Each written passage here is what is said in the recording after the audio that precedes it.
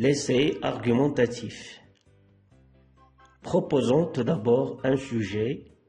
Le travail de la femme est une question épineuse qui engendre des opinions divergentes entre partisans et opposants. Qu'en pensez-vous? Justifiez dans un texte d'une vingtaine de lignes votre choix avec des arguments pertinents. Avant d'entamer la rédaction, vous devez souligner les mots et les expressions clés. Le travail de la femme, question épineuse, opinions divergentes, partisans opposants, vingtaine de lignes, choix personnel et arguments. Après, dégagez et relevez quelques idées essentielles et principales que vous allez aborder dans le développement.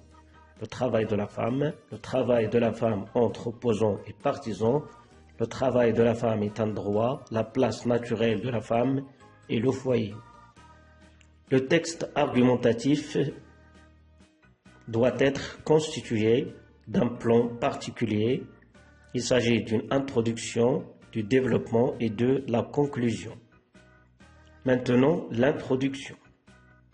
L'introduction ne doit pas être trop longue ni trop courte et doit être rédigée en un seul bloc et non pas en plusieurs paragraphes. C'est-à-dire qu'il ne faut pas sauter de lignes dans l'introduction. Il faut éviter les arguments personnels dans l'introduction car vous devez être neutre et objectif. Il faut aussi poser une ou bien deux questions directrices qui reflètent clairement votre plan d'argumentation. Par exemple, pourquoi est-ce que, comment, qu'est-ce qui justifie, est-il vrai que, laquelle des deux opinions doit-on défendre ou bien laquelle des deux opinions est valable. Il faut reformuler le sujet avec votre propre style. Vous pouvez quand même reprendre une partie du sujet, surtout les mots et les expressions clés.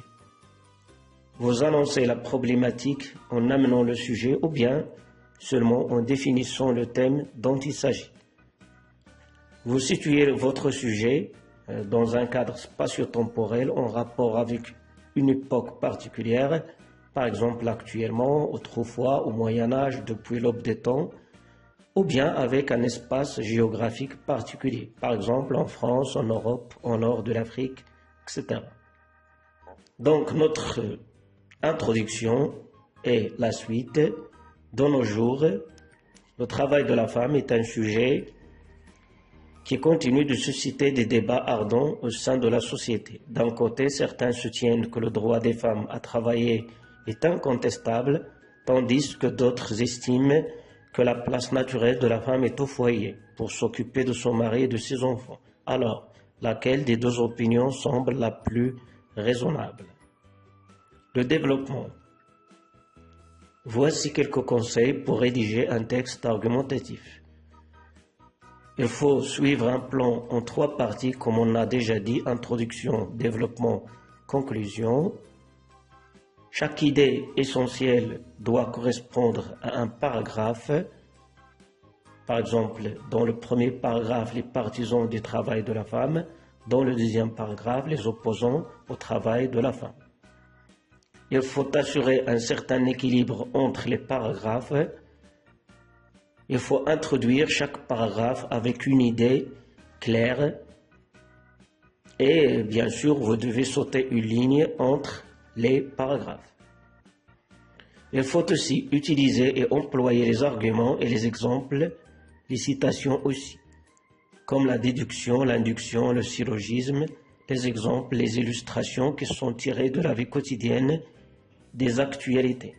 Les citations aussi permettent de renforcer votre argumentation, citations de philosophes, médecins, présidents, acteurs, livres saints, etc. Il faut éviter les hors-sujets et les digressions car il faut rester concentré sur le sujet.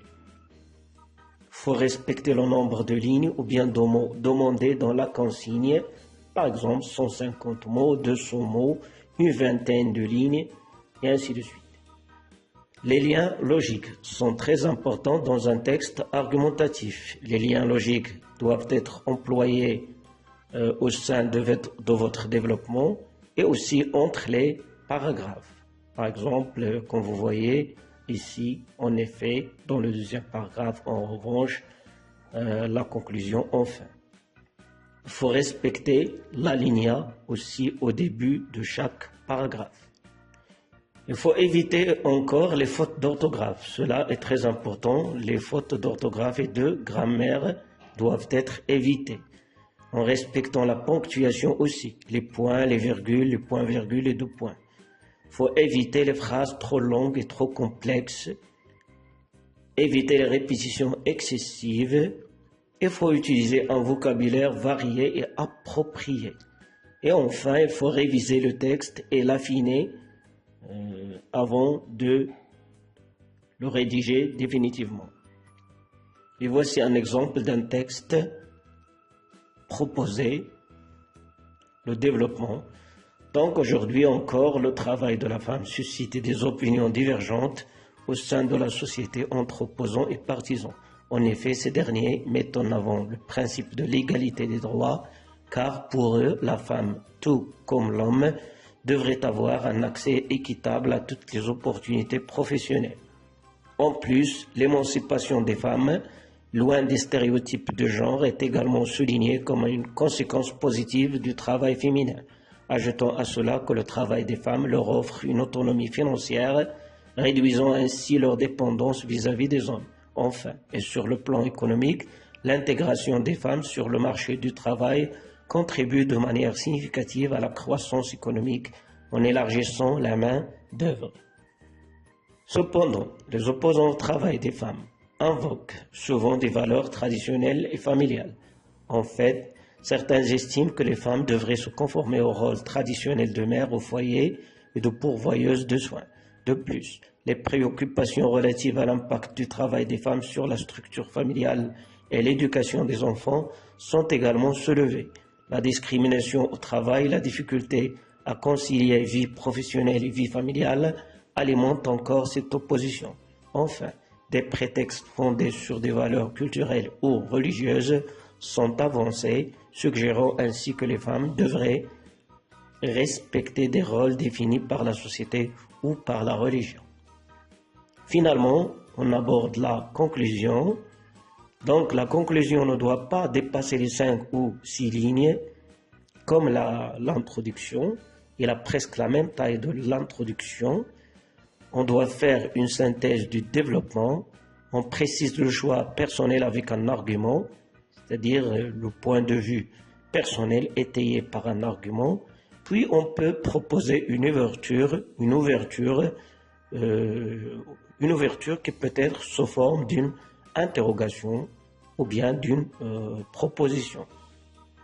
Donc, exemple de conclusion. En guise de conclusion, le débat sur le travail des femmes demeure épineux et complexe. Je crois que le travail de la femme est un droit humain et un choix personnel. Pourtant, un équilibre entre le travail et le foyer est une tâche très difficile, ce qui risque d'avoir un impact sur l'état émotionnel, psychique et social des enfants.